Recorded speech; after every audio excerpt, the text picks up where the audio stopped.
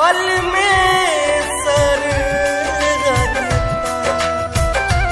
क्या नाम है? सुनील साहू उर्फ टाइगर, जख्मी दिल खालिसपुर। जहिया से चली गईली छोड़ के हमके, जहिया से चली गईली छोड़ के हमके, जिंदगी भइले सुनसान हो।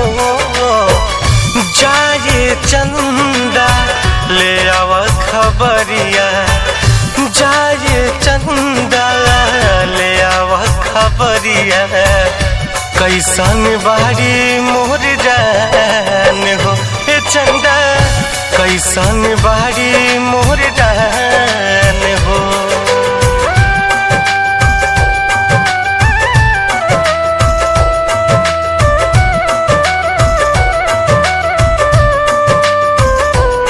नाम तो सुना ही होगा, सुनील साहू उर्फ टाइगर, जख्मी दिल खालिसपुर।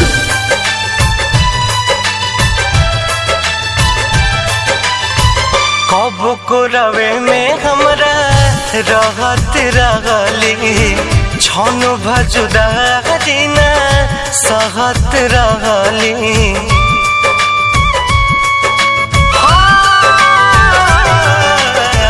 कब को रवे में हमरा रहत रहली, छन भजुदा जीना सहत रहली। अब तो हमार बिना देखल सुरतिया, अब तो हमार बिना देखल सुरतिया, हो जाता कैसे बिहान हो। जाए चंदा ले आव खबरिया, जाए चंदा ले आव खबरिया, कैसन बारी मोर जान हो।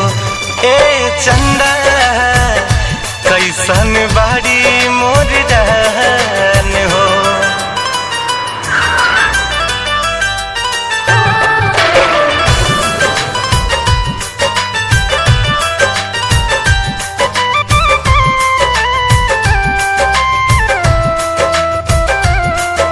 क्या नाम है? सुनील साहू उर्फ टाइगर, जख्मी दिल खालिसपुर।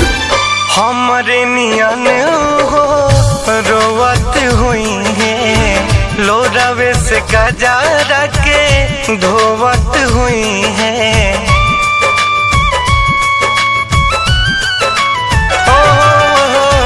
हमरे नियन हो रोवत हुई है, लोरावे से गजरा के धोवत हुई है।